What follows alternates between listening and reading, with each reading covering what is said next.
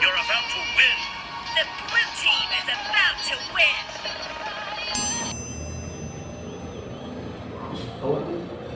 Yelah, nak main apa lagi? Best apa permainan video ni?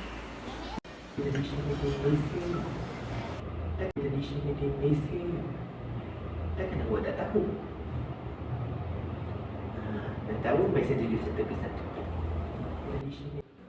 Ayo, kita saksikan. Permainan 6 haji adalah permainan papan yang berevolusi daripada permainan Al-Quan Q. Untuk membezakan 6 haji dengan permainan dam yang lain, konsep lompatan buah telah diperkenalkan untuk menambahkan keunikannya. 6 haji telah diangkat sebagai warisan kebangsaan Nusa pada tahun 2012. Permainan ini mengaplikasikan konsep pertahanan dan juga serangan terhadap pihak lawan. Permainan ini amat menguji minda para pemainnya. Semakin bertambah buah dam di atas papan, semakin menarik permainan ini akan berlangsung.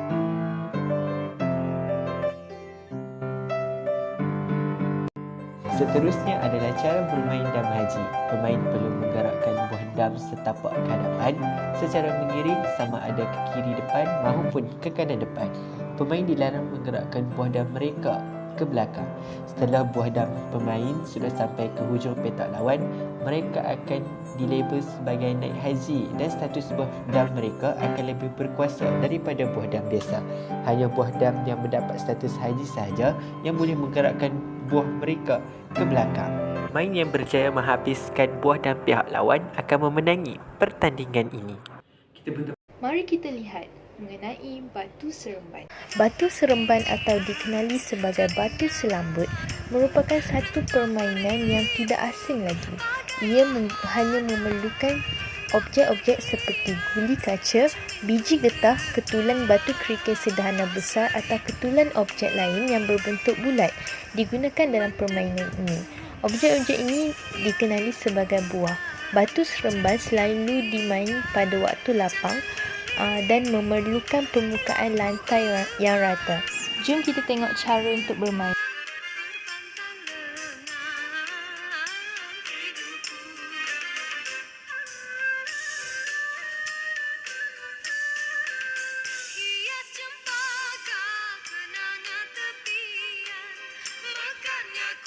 Pada zaman dahulu, biji getah digunakan sebagai alat untuk bermain batu seremban.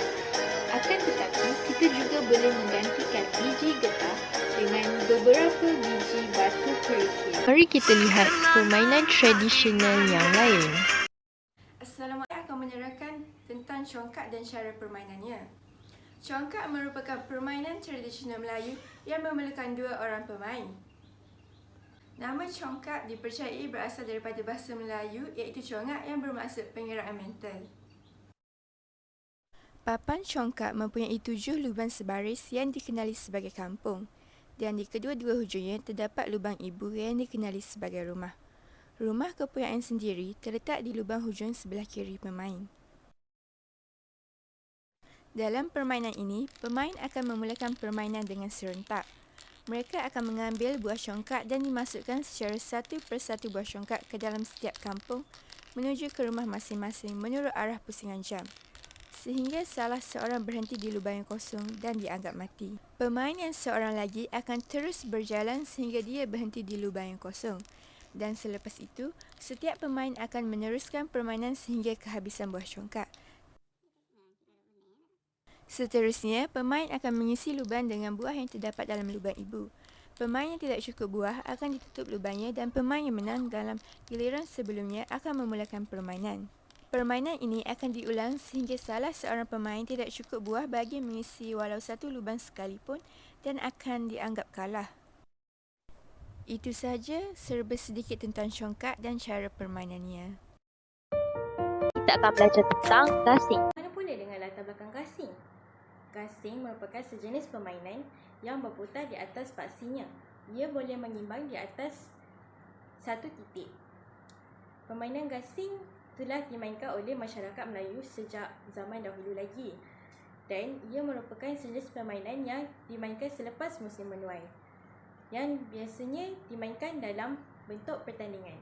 Pemenang akan dikira berdasarkan tempoh masa gasing mampu berputar. Terdapat pelbagai jenis gasing di Malaysia. Contohnya gasing kelama, gasing Melayu, gasing Cina, gasing piring, dan yang akan saya gunakan pada hari ini ialah gasing telur.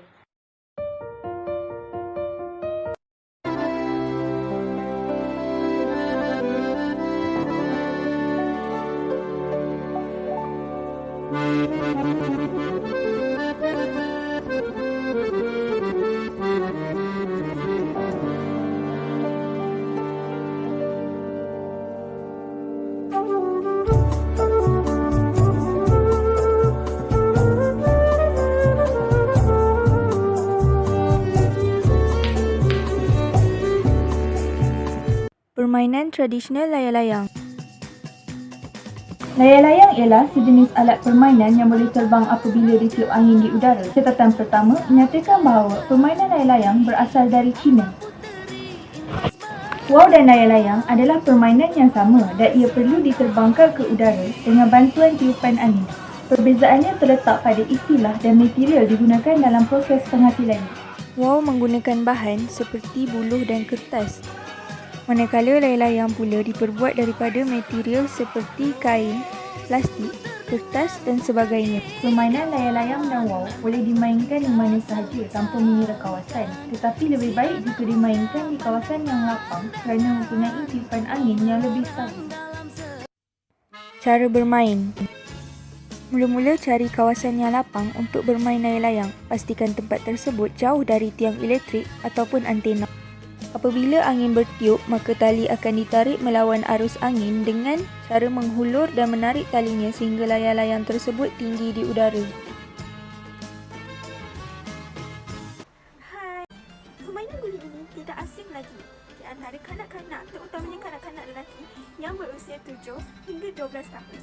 Malah, permainan ini juga dinamakan sebagai kelereng. Guli berbentuk bulat, kecil dan mudah dibawa ke mana-mana sahaja. Permainan guli juga sangat popular di Pekan Kabung seawal 80-an. Permainan ini mendapat sambutan daripada kanak-kanak kerana mereka mampu mengumpul jumlah guli yang banyak dalam satu masa. Di sini saya sertakan beberapa syarat yang perlu pemain ikuti semasa bermain permainan guli. Pada video ini saya akan tunjukkan cara bermain permainan guli di lantai.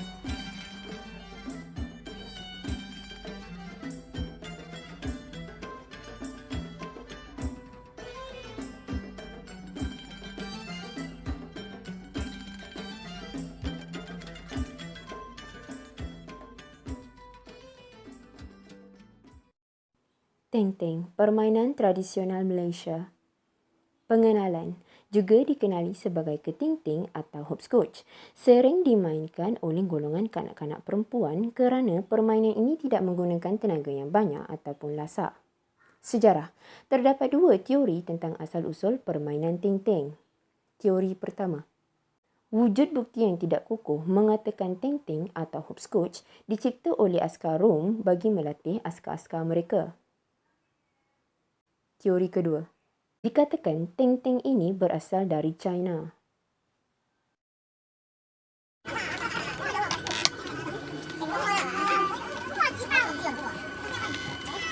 Itu dia. Ini merupakan cabaran yang kelima menyahut cabaran 57 tahun merdeka. Okey, ini namanya ting-ting ya. Jangan saya nak main ting-ting dan kita akan mengambil 50. Bagaimanakah permainan tradisional di atas dapat memupuk semangat patriotisme dalam kalangan masyarakat? Permainan tradisional dapat mengeratkan semangat perpaduan dalam kalangan rakyat di Malaysia. Di samping itu, permainan tradisional berupaya untuk menarik pelancong asing datang ke negara Malaysia yang penuh dengan peninggalan warisan nenek moyang yang menarik.